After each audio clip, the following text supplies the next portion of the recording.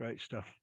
Lovely. Well, thank you all for coming. I'm quite enthusiastic about this subject. And whenever people do talks for our military history group, I always like to ask the question, what's got you interested in this?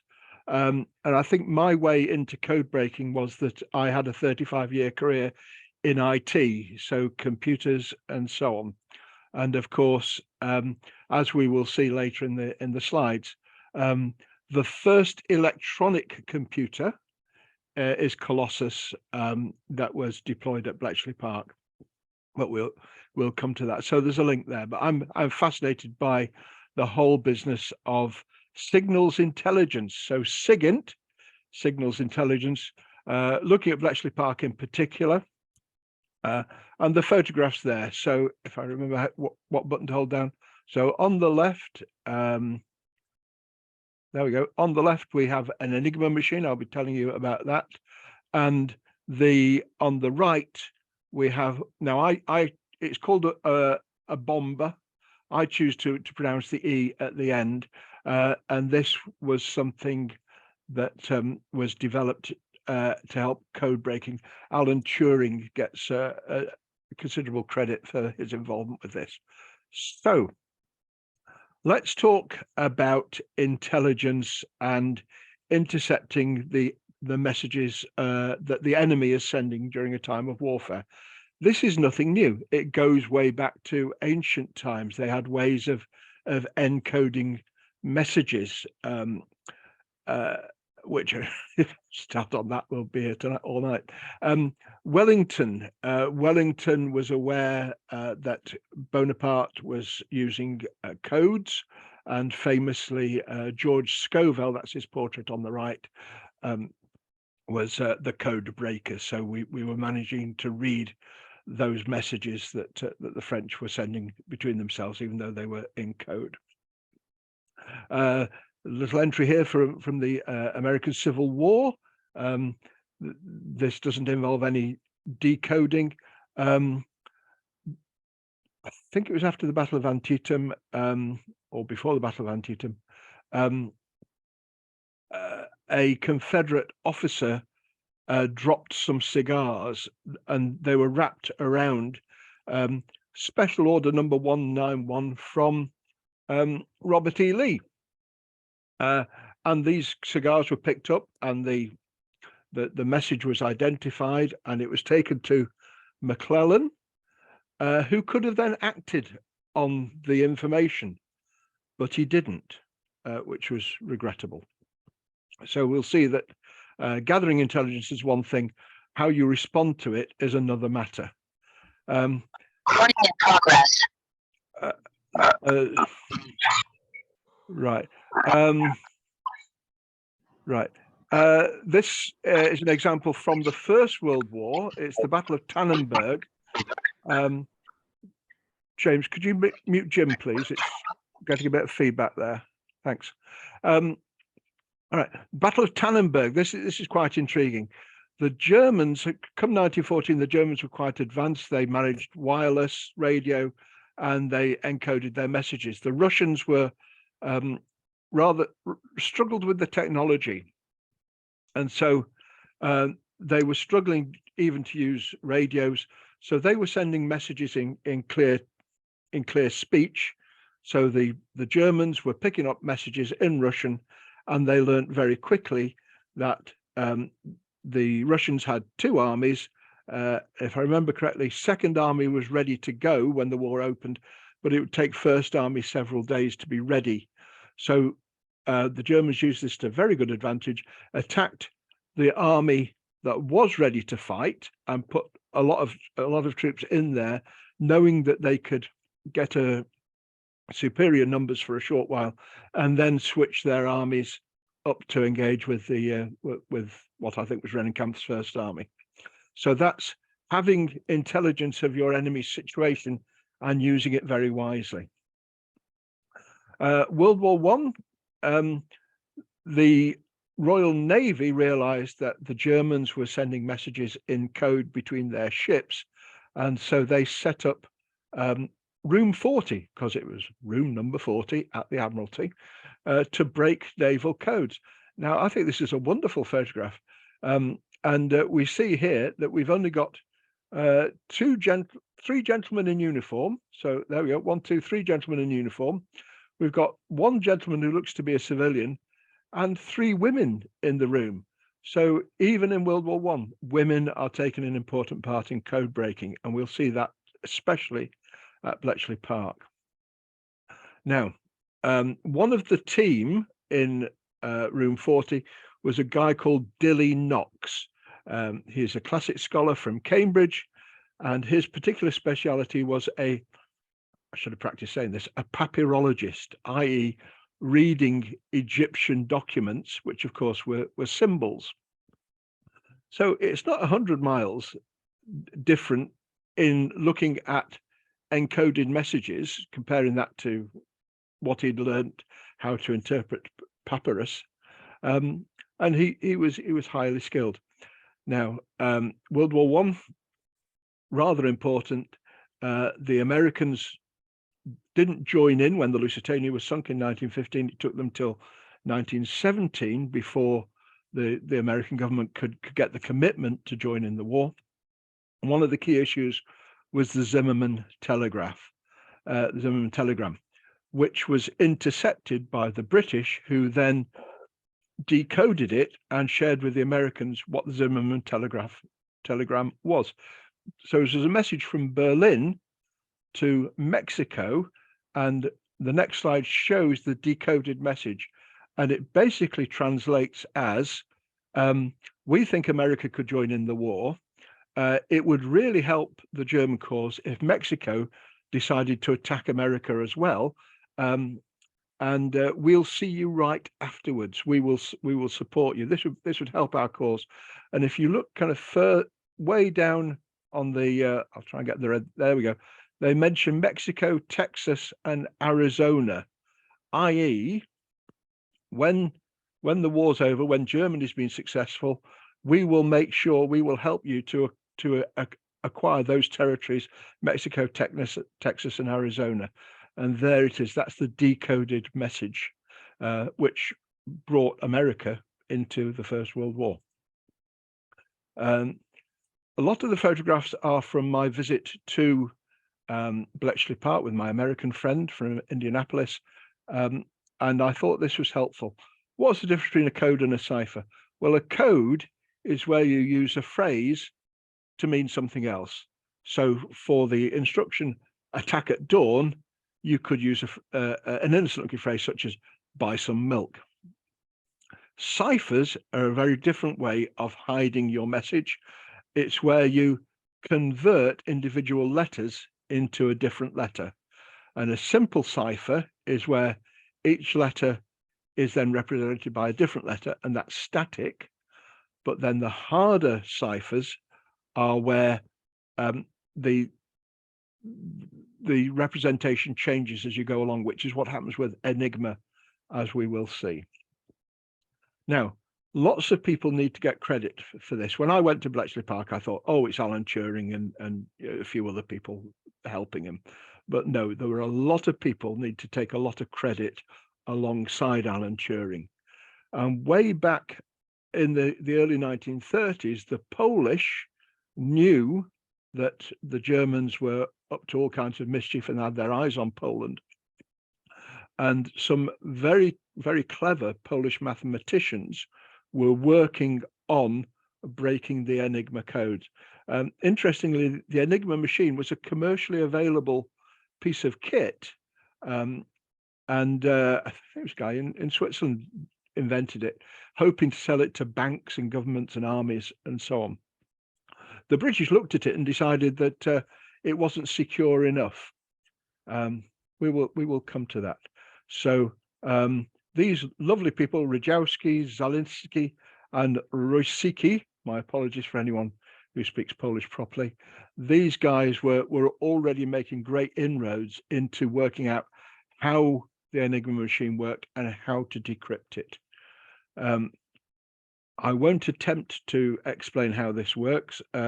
This is the brainchild of Mr. Zagalski, And these sheets with perforations, these could help you begin to decode messages. You'd kind of hold two sheets against one another, look through them and see where the light shines through in the gaps.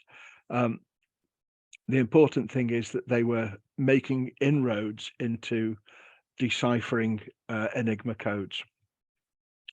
Enigma is not the only encryption device used in World War II. On the left is the Lorentz machine, which we will come to later.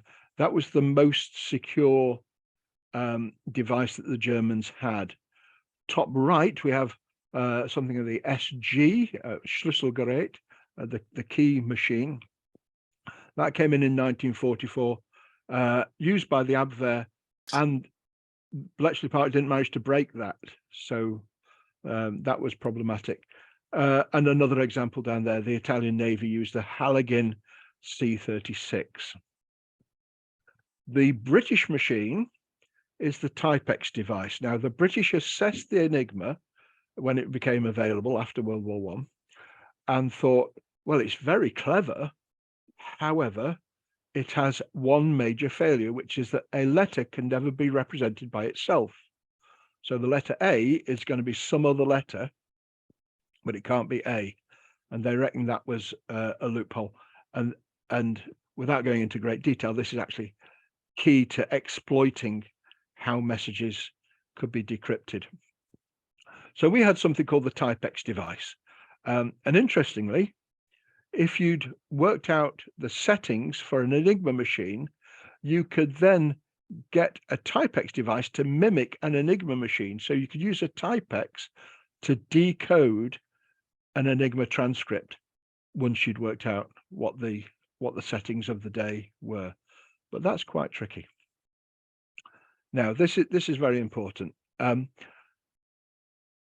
Flow of signal intelligence. Each of these steps needs to be done properly to actually get some real benefit. So, first of all, you need to intercept the enemy's message. So if it's a written down message, you need to grab hold of it. If it's a wireless message, you need to intercept it, which of course is what's happening in World War II. Then you need to break the code if you can. Once you know how the message has been encoded, you can then decrypt it. If you've decrypted it, you then translate it. Then you analyze it, and keywords can be indexed. This is how Bletchley Park, they were identifying new bits of German equipment. Whenever a new word appeared, they would carefully write it in an index and then cross-reference it whenever they saw it again. Then share the intelligence, and be careful who you share with, and then act on the intelligence or choose not to.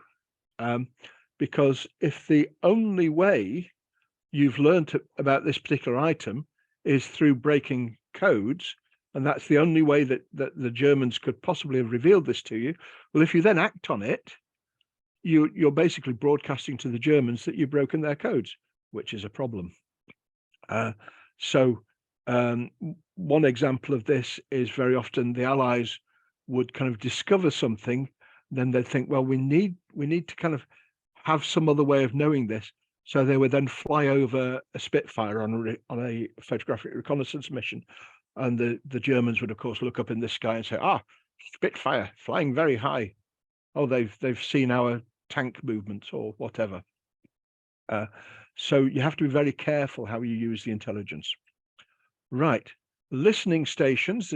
So Bletchley Park is also known as Station X. That's the Roman numeral for 10.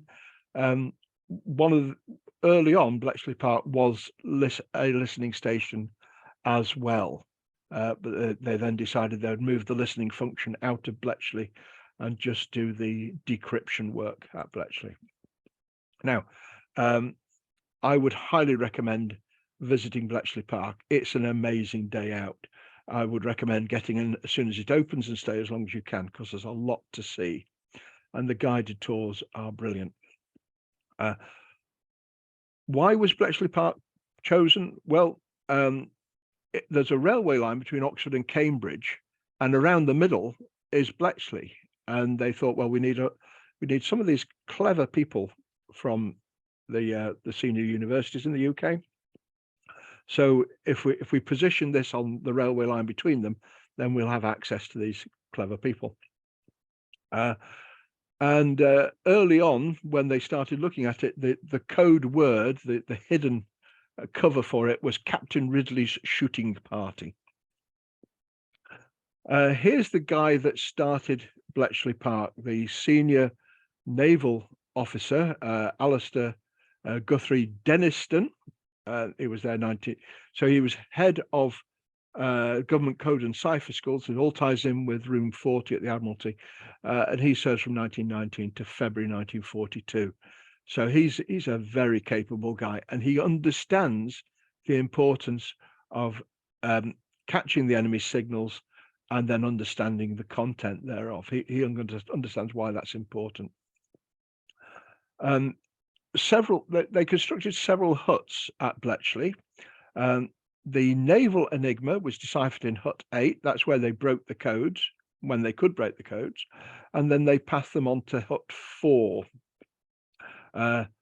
Other messages, non-naval, was deciphered in hut 6 and then passed on to hut 3.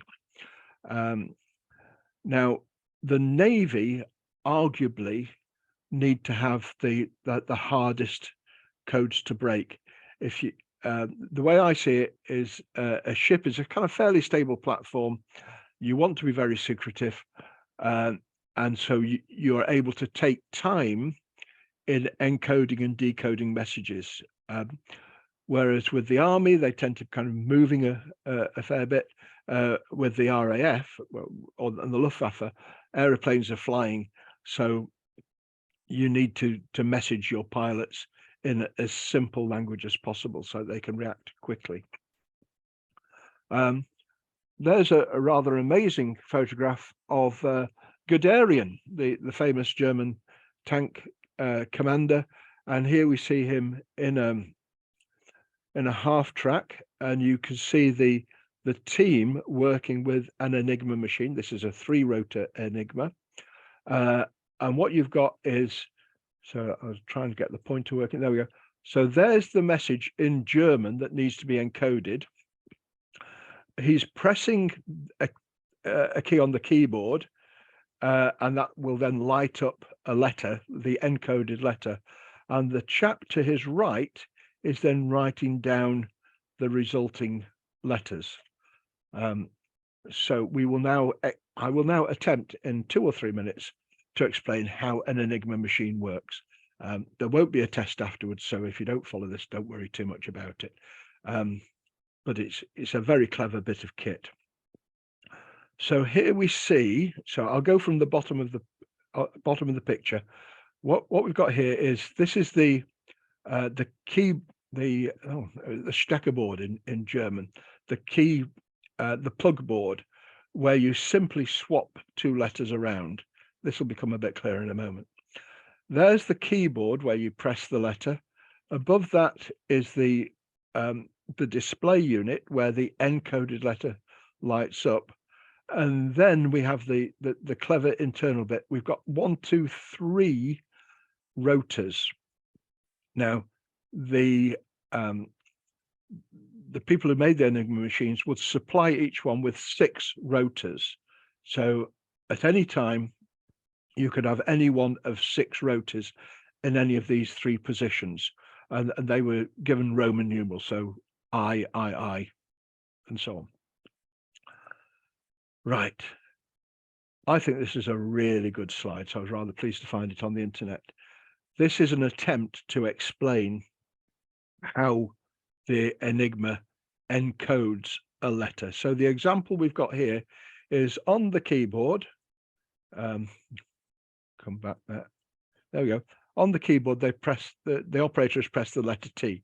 That signal, that letter, then goes to the plug board, which is where they've got the cables. Which is, if you remember those old images of the telephone exchanges with the typically it was ladies, connecting you now. They'd shove a cable into a hole. So the plug board here converts the T to a K. I've lost my cursor. There we go.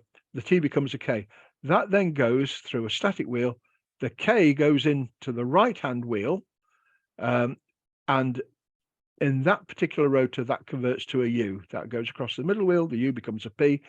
Goes to the leftmost wheel. That P becomes an H. The H then goes to the reflector, the scrambler, that does another conversion. The H becomes a D, comes back, D becomes G, G becomes R, R becomes W, and the W comes back out to the plug board, and the W then gets converted again into a G.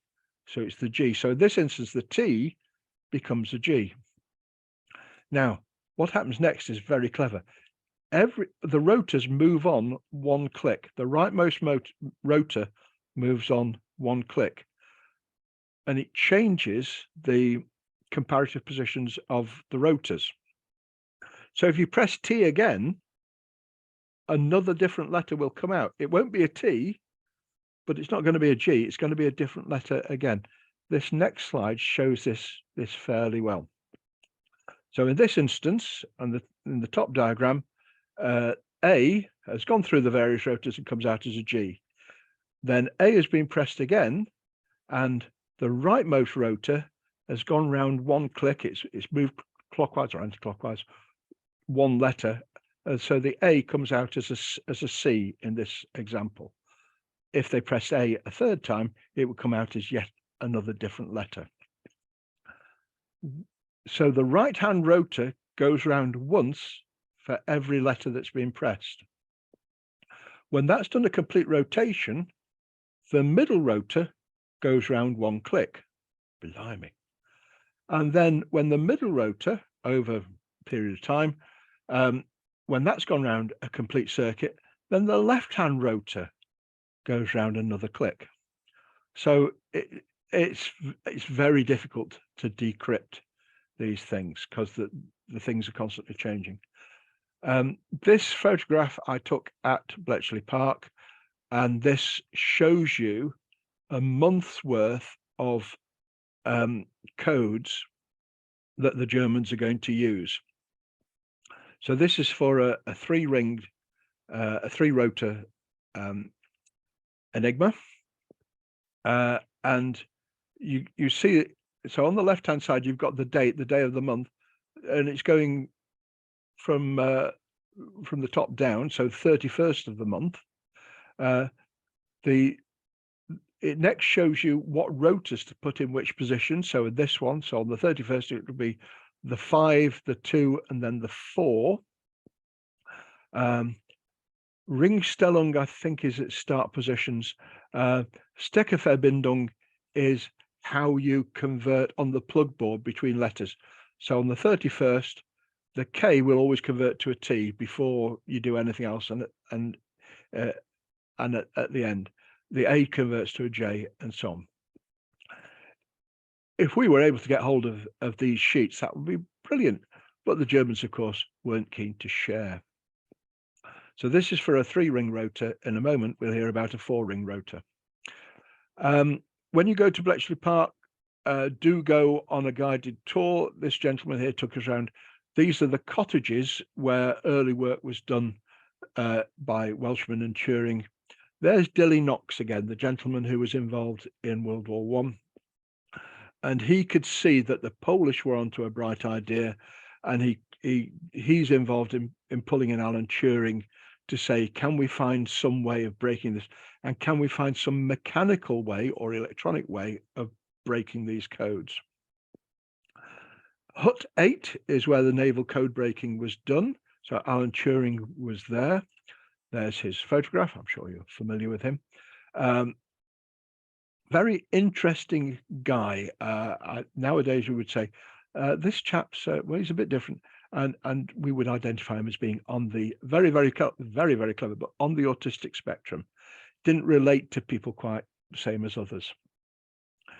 Here we have in the museum his oar from King's College, 1935. You see he was at position number 5 in the team. They've also got his teddy bear. This is the office where he worked.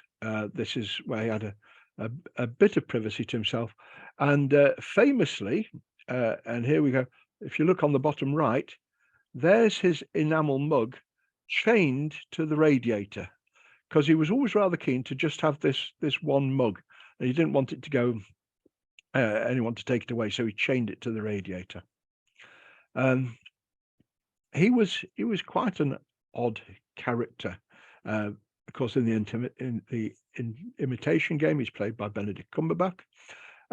And a few of his little foibles. He had a rather ancient bicycle that he was very fond of, but the bicycle had a fault. And if you just kept pedaling it, after a while, the chain would fall off. And he thought, well, this is problematic. He spent 10 months using this bicycle. And he worked out that after a certain number of rotations, if he then backpedaled, the bike would keep going. So it was a mathematical way of working out what the problem is. Now, there's a mathematical equation there that I don't understand at all. But he found a mathematical way of working out how to keep his bicycle working. Eventually, either he looked at it or someone looked at it and realized that what the problem was there was a bent spoke. And if you simply straighten the bent spoke, the bike would work particularly fine. And that's what happened, and the bike worked perfectly fine thereafter. But because the way his mind was wired, he found a mathematical workaround rather than just kind of doing the mechanical thing of just looking. Another little foible of his was that he had terrible hay fever. So he could cope with the hay fever by wearing a gas mask. He wasn't bothered what people thought of him. He just didn't want to be troubled by the hay fever. Right. Hut 6. These are the reconstructed huts at Bletchley Park. Non-naval code breaking. And you go and visit there, and they'll various interpretive panels like this. Now, just to introduce another term to you, the intelligence that they generated at Bletchley Park was known with the British services as ultra. The Americans use the term magic. So there's a bit more on Hut 6. And here is the red form. This is an intercepted German message in code. And you can see that they've set it up. So they've set up this hut for the 28th of February 1941. This was the day they made a particularly useful break. And you can see that the encoded message is in blocks of 5 letters. And of course, there's no gaps, there's no proper punctuation. So this is the incoming raw material. And somehow the code breakers needed to try to work out what those letters stood for. So the first H won't be the letter H, and if you press H again, it'll come out something different. The early Polish attempts to break Enigma used what they called a bomba with an A on the end, and this is a model, a reconstruction at Bletchley of how the Polish people tried to do this. Now, I think on each, let's call them columns, on each of these 1, 2, 3, 4, 5, 6 columns, you can see there's 3 rings, and each of these rings is seeking to represent one of the rotors in a German Enigma machine. And so they're trying various settings. They're feeding the encoded message in and seeing if some plain German comes out of the other end. Turing developed an electronic method using a rather different approach, and this is the bomb. I call it the bomber. And so you have multiple sets of 3 dials going round, and these are mimicking the Enigma machine. And so the initial settings are the best possible guess as to what the settings might be for the day, and they would feed these in. And what they're looking for is they're looking for a crib. So let's take a bit of German that you might see quite often, which would be, say, alles in Ordnung, means everything in order, everything's going okay. You'd be looking for a decrypted word that looked to be that message. These dials are kind of ticking away, so it sounded like the ticking of a bomb. And the top row goes faster, the middle row goes at a middle speed, and the bottom row goes a bit slower. So it's making multiple guesses all at once.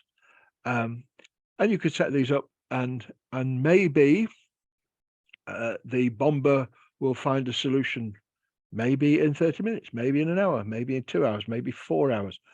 Maybe it'll never find a break. And sometimes at Bletchley, they could be 1, 2, 3, several days behind. At one stage, they're unable to break the codes. We'll come to that in a moment. However, it's the same settings every day across that particular service. So the German Navy had one set, the Army had another set, and the Luftwaffe had a different set. But if you could break the code, say on something fairly straightforward like a weather report, you've then got the settings for the day. You can then feed that in and find messages that are rather more important. Yeah, von Manstein is going to move his panzers today. They're going to go to such and such a place. That's a very useful piece of information to know. Again, back to my earlier point, we can't just say it was all Alan Turing. There was several other people who made very important contributions.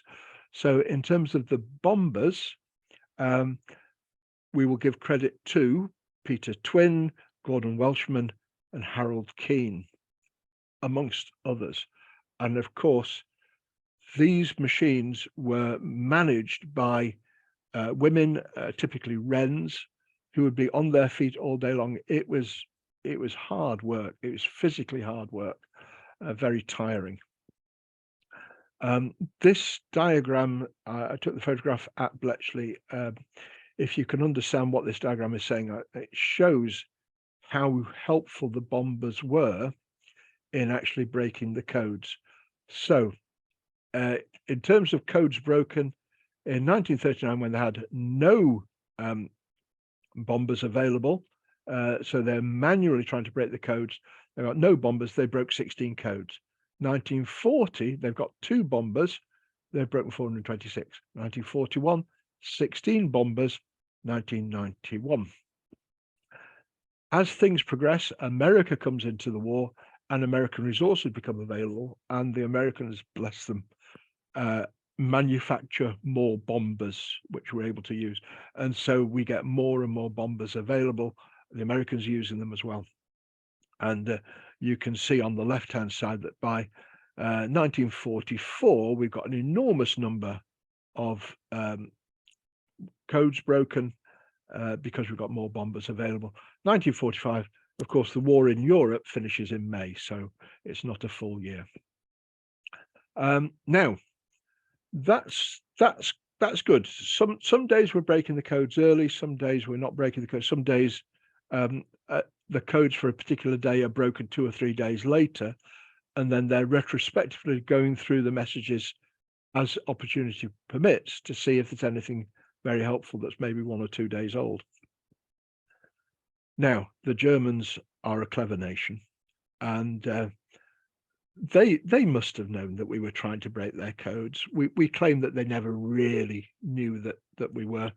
Actually, they were breaking our codes as well. We can't claim that it was only the Allies.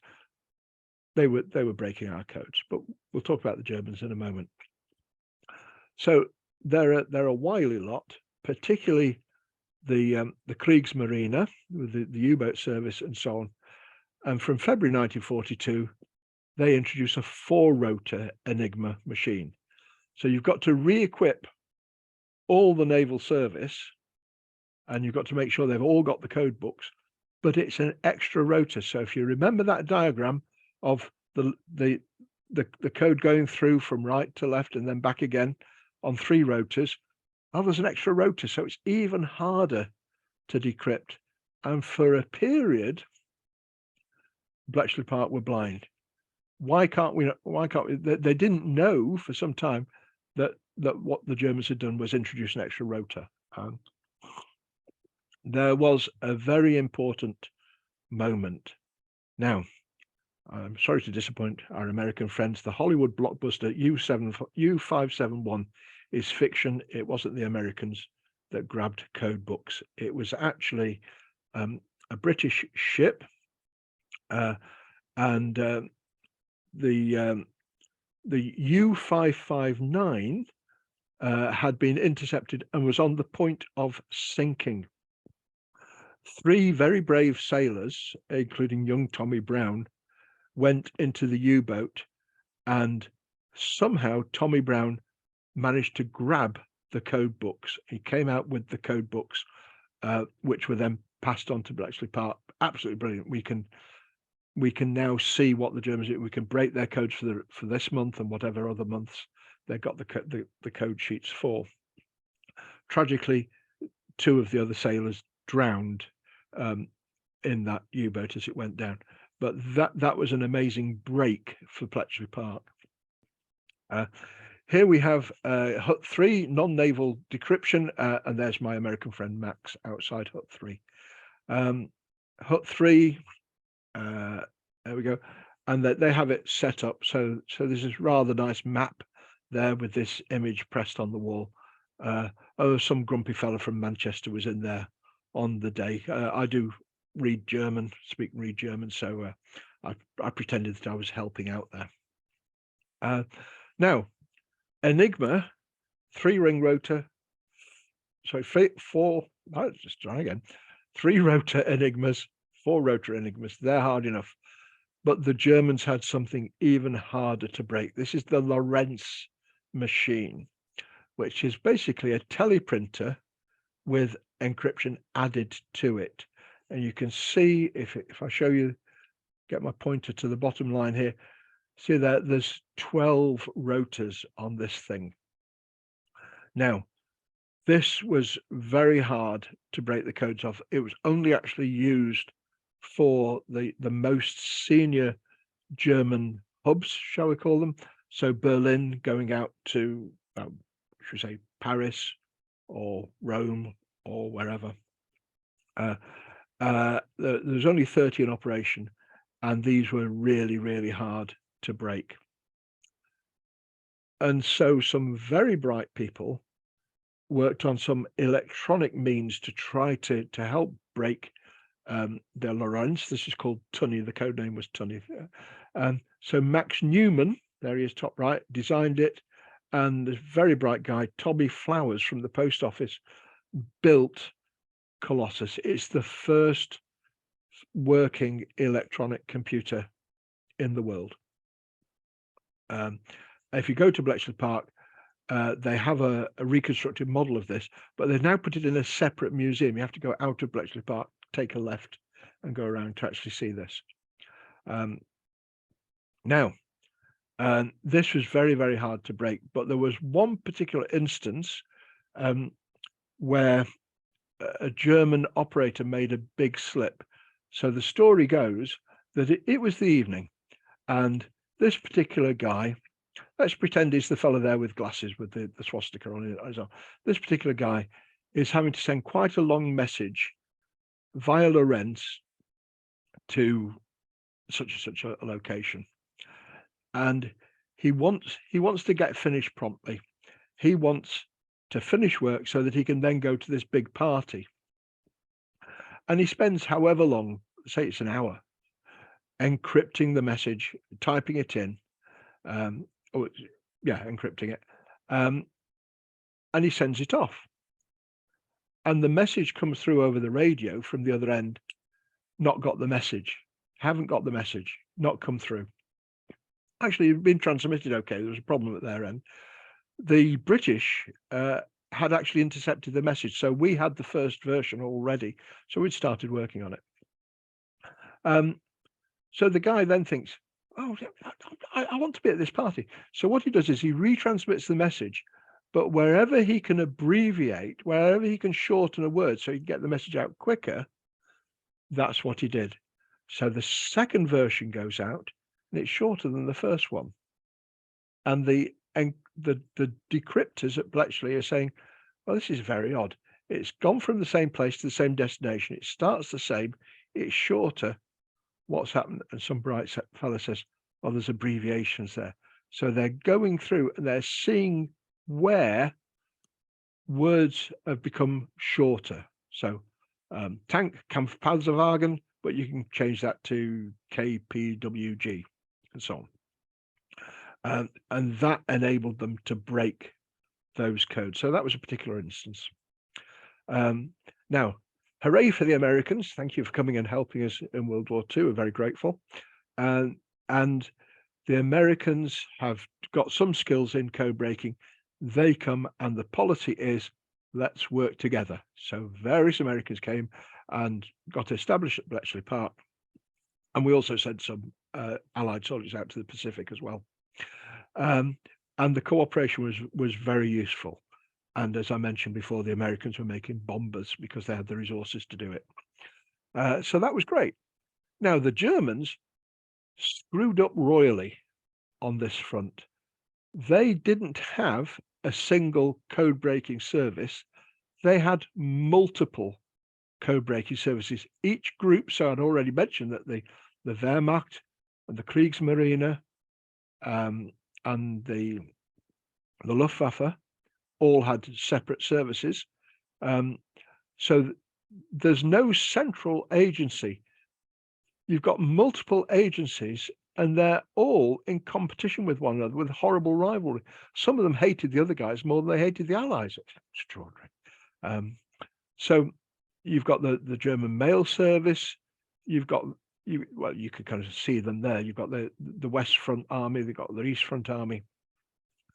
Worst of the lot is actually, and this is under Goering, you've got, this is the Forschungsamt, the research office. They aren't listening into what the Allies are saying. They're actually eavesdropping on their own people. So the Forschungsamt under Goering was actually listening in on fellow Germans, listening in on the telephones and other communications to make sure that everyone was being a good Nazi. We don't want any traitors in our midst. So these guys under Goering, who of course was very keen to keep in with Hitler, they're dedicating their time and effort not into improving the German war effort, but actually spying on other Germans. Extraordinary. So the Germans were doing things very badly. We, with the Americans, were working together in a unified setup. A brief mention of women at Bletchley, where a lot of Wrens came and did the drudgery, really, but kind of clerical work, worked very, very hard. And I loved this comment. This is at Bletchley from Dilly Knox. Particular person, Miss Rock, is at entirely the wrong grade. She's actually the 4th or 5th best in the whole Enigma staff. So very briefly, the Japanese had encryption as well. They had a different form of encryption. I tried to get my head around it and struggled, but it involved numbers and so on. Now, the Americans were doing their best to try to decrypt the codes, and there's a particular ruse where they thought, well, the Japanese are up to some mischief, and we think it might be Midway, but we're not sure. From the decrypted codes, we know that they're talking about putting in a big attack at location AF. How can we confirm that AF is the target? So Jasper Holmes, there he is on the left, had a bright idea, and he approaches his senior guy, Joseph Roquefort, and he says, here's an idea. Let's send out a message that the desalination plant has broken at Midway. it hasn't, but we're going to send out the message. We say, we've got big problems at Midway. Desalination plant is broken. We're going to have to work hard to get this fixed, to get drinkable water. So they go to the radio operator and says, send out this message. He says, this is a load of rubbish. This isn't true at all. He says, just send the message. And lo and behold, shortly afterwards, the Japanese intercept that message, and they're then sending out encrypting messages saying the desalination plant is broken at AF, i.e. the guess was correct. AF is Midway, so they could prepare for it. And there's some Japanese characters there, and you can get Michael Smith wrote a book on the Emperor's Codes, breaking Japanese secret ciphers. Now, the British had a wonderful ruse. I love sharing this story. The Japanese thought that first of all, their codes were unbreakable, and secondly, their language was so hard that you couldn't learn the language. The Western person couldn't learn to speak Japanese. Well, we had some very bright people. There was a particular captain who spoke Japanese very well, and he was teaching military Japanese on a 6-month course. What they were then doing was these officers who spoke Japanese were then mixing with Japanese officer prisoners of war. Now, if you think of the Japanese mindset, they think that to be taken prisoner is very, very shameful. You should commit suicide. You should commit seppuku because you shouldn't be taken prisoner. It's a very shameful thing to do. And if you are taken prisoner, well, that's the most horrible thing that can happen. So you don't deserve to be treated properly. So the Japanese were very surprised that they were well treated by the British. And the British officers would come and sit with them and have a nice dinner together. And the cleverness of the British here was that they would talk over dinner, and the officers would talk to one another and with the Japanese about how the codes were being broken and how they were working things out. And the Japanese were absolutely stunned. They were wrong-footed. There were things like, AF is Midway and so on. And well, we think Singapore is ZQ, and the Japanese officers were then kind of taken in and said, "Oh, honourable sir, but the code for Singapore is so and so." So the Japanese were actually kind of giving away information. Now, it's always good to have individual people that you can tell a good story for. Here is one of my great heroes, Mavis Beatty. What a wonderful lady she was. March 1941. Now, she never learnt Italian. She picked up Italian as she was working there. And in March 1941, she was reading the codes for the Italian naval enigma, and she saw a message which said, "Today's the day -3." And shortly afterwards, 3 days later, the Italian battle fleet were sailing. So she reports this. Now, it's just such an amazingly useful piece of information.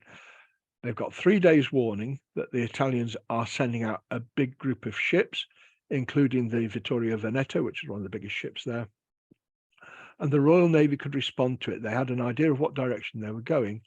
And this resulted in the Battle of Cape Matapan, where basically the Royal Navy ambushed the Italian Navy. And it was an absolute slaughter. You can see the casualties and losses there. Royal Navy, very few losses. The Italian Navy, the Regina Marina, considerable number of big ships lost, and many sailors killed and prisoners of war. Incidentally, the gentleman that we remember as the Duke of Edinburgh, Prince Philip, was actually involved at the Battle of Cape Matapan. Now, normally the staff at Bletchley Park had no idea what contribution they were making. It was a huge secret. However, Cape Matapan was such an amazing result. They made an exception to this. So Admiral Cunningham, there he is on the right, called at Bletchley Park to congratulate Dilly and his girls, and that they were absolutely thrilled that the senior naval admiral had come, and Admiral John Godfrey, Director of Naval Intelligence, says, "Tell Dilly we have won a great victory in the Mediterranean, and it is entirely due to him and his girls." So thank you, Mavis Beatty. Bless you. Churchill famously said of Bletchley Park, it was Bletchley Park, the geese that laid the golden egg and never cackled. And then Eisenhower saying that the intelligence gained at Bletchley Park shortened the war, no doubt about it. Just show you again this slide, a flow of signal intelligence. So just go through the steps again. You've got to intercept, you've got to break the code, you've got to decrypt it, you've got to translate it, then you've got to analyze it, look out for keywords. You've got to share the intelligence, then got to choose whether or not to act on the intelligence. There's a bit of controversy about the bombing of Coventry. It is understood that the Enigma traffic for the Luftwaffe had been read, and we knew there was a big attack coming in. We thought it was Coventry, but Churchill and the British defence chose not to put out a special alert and just allowed Coventry to be bombed. Now, there's arguments both ways as to whether that was true or not, but you've got to be very careful when you're using this information not to show the enemy that you've broken their codes. And we'd like to believe that the Germans didn't really know how thoroughly we'd broken their codes. And code breaking continues now. GCHQ at Cheltenham, for there it is continuing to monitor traffic. Of course, the whole business of modern military defense now uses computers and the internet, absolutely core to stuff. So GCHQ is arguably the modern descendant of Bletchley Park. That would be my final slide. There's Alan Turing. That's a statue of him at Bletchley Park. Dilly Knox on the right, Tommy Flowers on the bottom right. But I will just add in this is a final slide. Some of the staff who worked at Bletchley Park, some of them are still with us. Many have died in May 2020. Anne Mitchell died. She was one of the code breaking team. She'd worked in Hull 6, composing menus for bombers. One of the things about Bletchley Park was it was a very, very closely guarded secret for many, many years, for 2 or 3 decades after the war. People kept very quiet as to what they'd done. A lot of people said, "Oh, I did some work for the Foreign Office, so did some translation work on some German material that we had." And very often, a gentleman and a lady from the area would get married, and eventually, I think it was 1970s when things came to light. The wife might turn to the husband and say, "Well, I said I worked for the Foreign Office during the war. Actually, I was at Bletchley Park." And the partner would then say, "Well, actually, I was there as well." There were several thousand people. Anyway, that's my final slide. I hope that made sense. And there we go. And we have opportunity for questions now. So there we go. Over to James too. Well, thank you very much, Tim. That was an excellent talk. Oh, bless you. If anybody wants to unmute themselves and please fire away any questions to Tim. Can I ask something? Certainly can, Trevor. Did the Enigma machine have batteries? Actually, I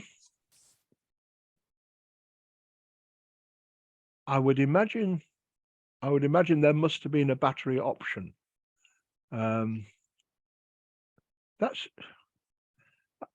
You've caught me out on that one. I'm going to have to double check. I mean, there must have been power, because the keys or the lights used to light up. Yeah. Certainly the electronics in it. And Well, we saw the photograph of was it Guderian with the guys operating it in the back of a half track. So yeah, it must have had a mobile option to it. Yeah. Yeah. So there must have been. I've always wondered. Yeah. I'm going to write that down. Enigma battery. I'm sure they must have done, because you'd have needed to have operated them in the field. Yeah. Yeah. Any more questions at all? I'll once again, I'll recommend visiting Bletchley Park. It's right next to the railway line. It's literally a 5-minute walk from the railway. Yeah. No, I went there. I think it's an excellent place to visit, and as you rightly say, a guided tour is really a must. Oh yeah. What books would you recommend on Bletchley, Tim? Oh gracious. There are many. And it's a while since I've read anything on this. I think one of them's called Action This Day. And that phrase comes from the people at Bletchley realizing they needed more funds, they needed more staff, and they arranged a meeting with Churchill, who then realized the value of what could come out of Bletchley Park. And he wrote on the memorandum, action this day, i.e. do it now. This is very important, sort it now. So I think there's one called that. Then things like The Secret Life of Bletchley Park, and there's another one called Station X, and so on. They're all good. Yeah. Have a look on Amazon, see what see what is well rated. Good. Maggie, have you got any questions? No, just a comment. I went to Bletchley Park and it was really quite moving. It was a fascinating place and actually quite moving.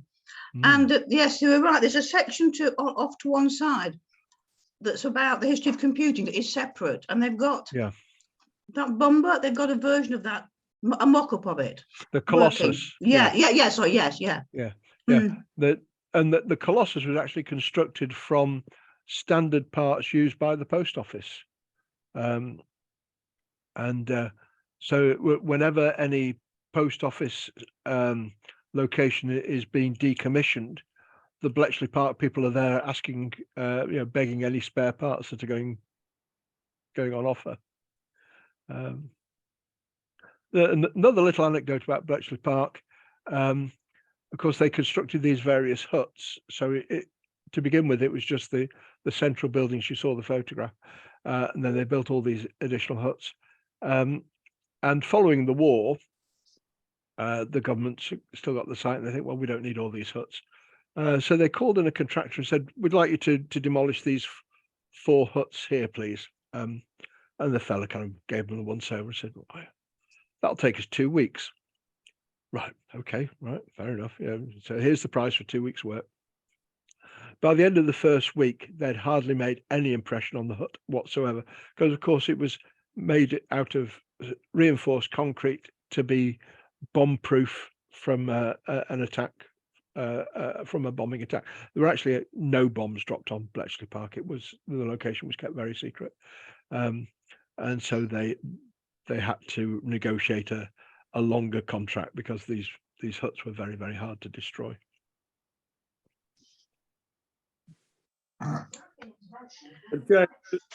If I may. Yeah, hello, Charles. Yeah, Tim, thanks. Excellent talk. I'm off there in a month's time, so it's very helpful. Oh, brilliant. Have you any idea of the sort of the workforce, the manpower that involved? It certainly got to 5 figures. 15,000, 25,000, something like that. Huge numbers. And they're all accommodated in the area, I assume. No, they they were accommodated wherever they could be. So you'd have various buildings taken over. So like places that have been boarding schools and so on. For some reason, I'm very conscious of the women workers, the wrens, who would be shipped in on buses. Of course, they're working 8-hour shifts as well. So that they were spread out somewhat. So accommodation in Bletchley Park, where possible. So James was asking about books to read. There is actually a novel which I found very enjoyable, called Enigma by Robert Harris, which is very, very readable.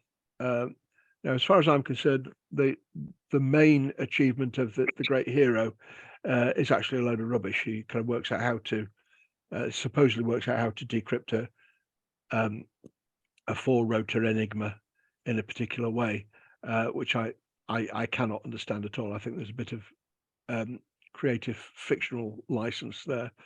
But the book is tremendously readable. It's a great adventure yarn. Robert Harris, what an entertaining writer. And it's an easy way of learning about how things happened at Bletchley Park. So there's a recommendation. Okay, many thanks. Cheers, Charles. Tommy Flowers really is a sort of personal hero of mine. I think he was a very underestimated genius, and I think more should be said about him. I mean, he was just a post office, that's all he was. He was a post office engineer who built this incredible machine. A very bright guy. Yeah, hugely bright. Yeah. Hugely bright. Right, any more questions for any more? If not, I'll close it all down. I was just going to make a comment. Well, when I was there, there's a car there from when they made the film, and apparently it was donated by Mick Jagger. I'm interested in this. I like the Stones, you see. Right, excellent. Well, if there's no more questions, I'm going to call it a good night.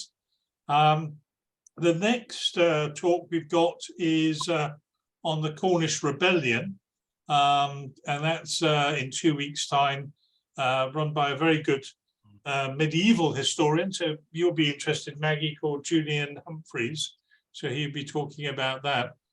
And if anybody's interested, next October, I managed to get hold of Admiral Sir Bertram Ramsay's grandson, Mike Ramsay, who's actually a personal friend of mine. We went to school together, and he will be talking about his grandfather, not what he did during the war. I think that's pretty well done to death, but he will be covering that. But as a family man, what he was like and what motivated him on one thing or another. If you remember, he was behind Dunkirk and also the D-Day invasions as well. Okay, it's great to see you all. Hope you enjoyed the tour, and I'll see you soon. Again, Tim, thanks very much for an excellent tour. My pleasure.